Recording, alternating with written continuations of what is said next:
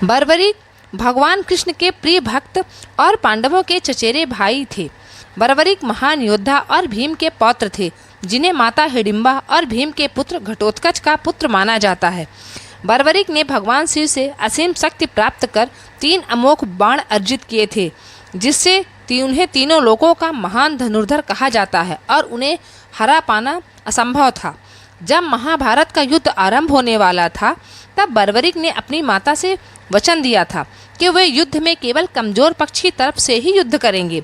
यह सुनकर भगवान कृष्ण ने उनका परीक्षण लेने की सोची और साधु का वेश धारण करके उनसे मिलने आए।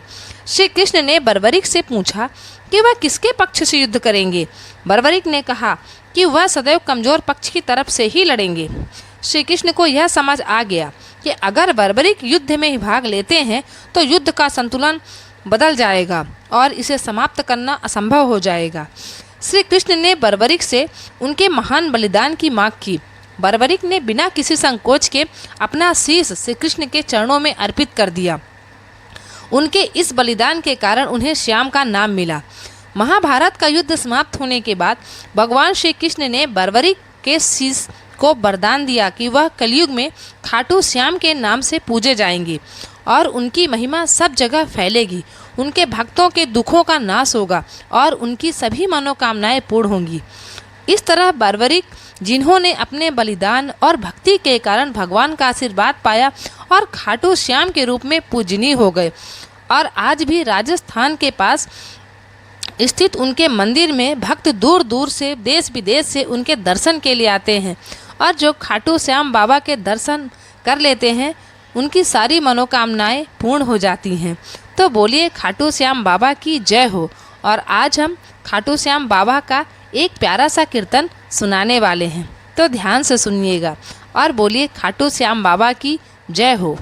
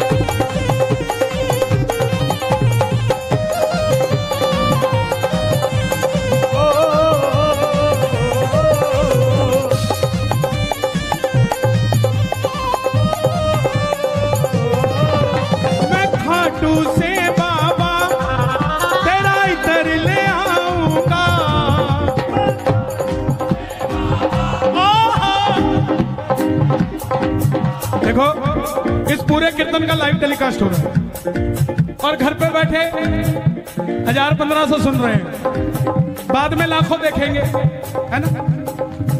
संभाल खा,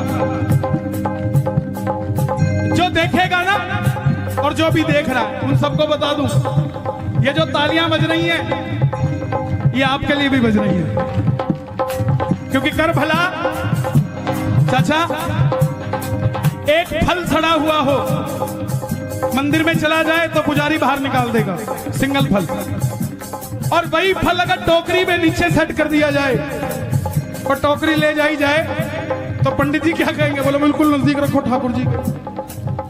हम अपनी अर्जी लगाते हैं, वो सड़ा हुआ फल है, शायद बाहर निकाल दिया जाए, लेकिन जब सबकी अर्जी लगाएंगे तो हमारा फल भी तर जाएगा, है?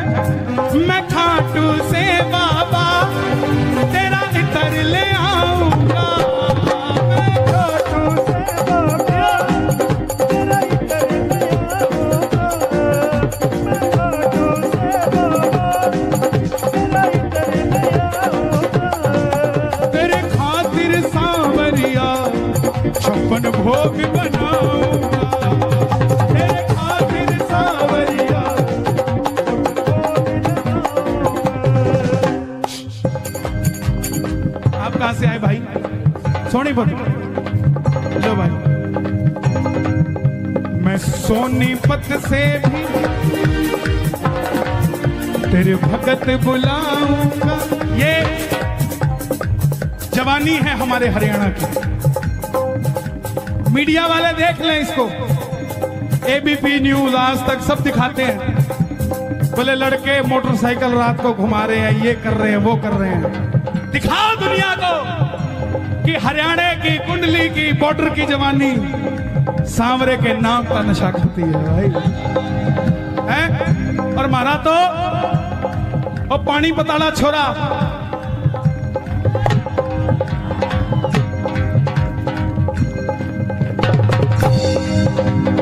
नीरज चोपड़ा, उसके लिए ताली बजे। हाँ, मैं खाटू से बाबा तेरा इतर ले आऊंगा, मैं सीधा सीधा अब करो, तेरे खातिर सांवरिया 56 भोग बनाऊंगा, तेरे खातिर सांवरिया 56 भोग लगाऊंगा। 56 भोग कैसे लगाओगे चाचा? एक आदमी देखा मैंने, 2 आदमी ले रखे थे उसने। सोनीपत वालों सुनना ध्यान से, 11 दिसंबर को सोनीपत आ रहा हूं। हर जगह का अपना एक माहौल होता है, भजन चाहे वही होता हो, लेकिन आबो हवा में फर्क होता है, क्योंकि हर भगत का भाव अलग होता है। कोई कुछ सोचता है, कोई कुछ सोचता है। तो तेरे खातिर सांवरिया 56 भोग देखा मैंने खाटू में लगाते हुए। दिल्ली का सेठ आया, 2 आदमी साथ लेके आया, उठा ले, आजा, यहां रख दे बाबा, भोग लगाना, इधर आ, उठा ले, आजा। और एक मारे हरियाणे की जाटनी, 4 लाडू मूत गए, थाली में धर के, सिर के ऊपर न्यातना में बांध के, और 5 घंटे की शाम बगीची के आगे से वो औरत लाइन में लाग गई, पसीना टप टप टप के, किसी को हाथ नहीं लगाने दिया थाली के। और जैसे ही बाबा दिखा, न्यातना खोलिया, लाडू लिया, लरा बाबा, लरा बाबा, लरा बाबा, तेरा खातर बना के लेके आई थी। 4 दिन हो गए बनाए ने, खा के बता खाते तो कोने हो गए हैं? तेरे खातिर सांवरिया 56 भोग बनाऊंगा, तेरे खातिर सांवरिया 56 भोग बनाऊंगा। कहां से भाई साहब? मैं एक एक कर करके हाथों से खिलाऊंगा, मैं एक एक कर करके हाथों से खिलाऊंगा, लेकिन कीर्तन कराऊं ऐसा। मेरी एक बात मानो, जिस दिन कीर्तन होना, 56 वो खरीद के मत लाना। आपकी इतनी बड़ी समिति है, 56 परिवारों में अलग अलग भोजन बनवाना, और सबका उन्हीं के हाथों से बाबा को भोग लगवाना। एक एक चीज सबसे। 56 भोग पता क्यों लगाते हैं? आज क्या दिन है? गोवर्धन पूजा। आज के दिन 56 भोग लगा था जब ये प्रथा शुरू हुई। ठाकुर जी ने कितने दिन के लिए कीर्तन उठाया था? 7 दिनों के लिए। 7 दिनों के कान्हा पूतना को मारे थे, 7 दिनों तक गिरधर उंगली पे धारे थे, 7 दिनों। और एक दिन में 8 पहर होते हैं, तो ब्रजवासियों ने 8 पहर में अलग अलग भोजन ठाकुर जी को कराया था। तो 8 × 7 कितने होते हैं? इसीलिए 56 भोग लगाया जाता है। और कोई बात नहीं।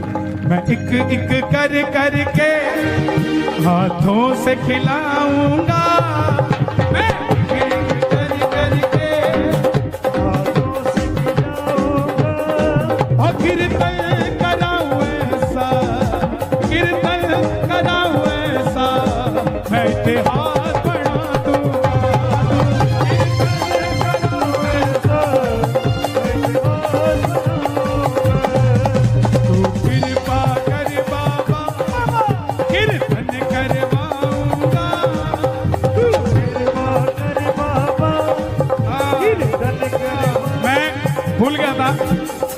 नरेला वाले भी आए भाई है? और मैंने बड़ा अच्छा दिन दिया नरेला को, 26 जनवरी। हाँ जी बाबू जी, नहीं महाराज ये मेरे को लग रहा है अपनी दे के जा रहे हो। बांधो मत, सर्दी है, बांधे कौन है भाई? छोटे है आप भाई, सुर से गांव से आए हो अटेरना।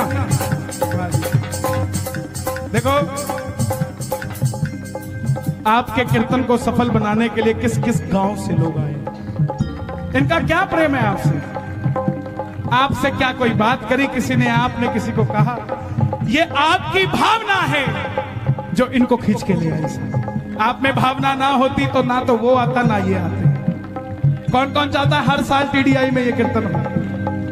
ताली बजा जरा, मांगने जा रहा हूं, इसके बाद कथा सुनाऊंगा।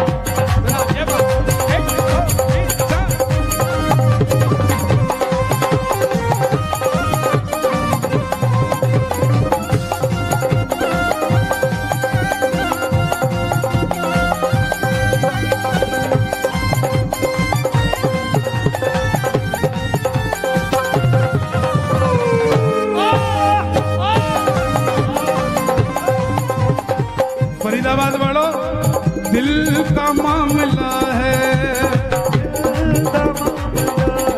सुन के जाना, दिल का मामला है,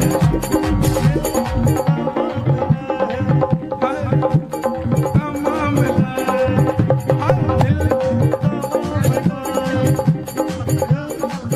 है। टैलेंट ऑफ इंडिया मैगजीन समाल खान से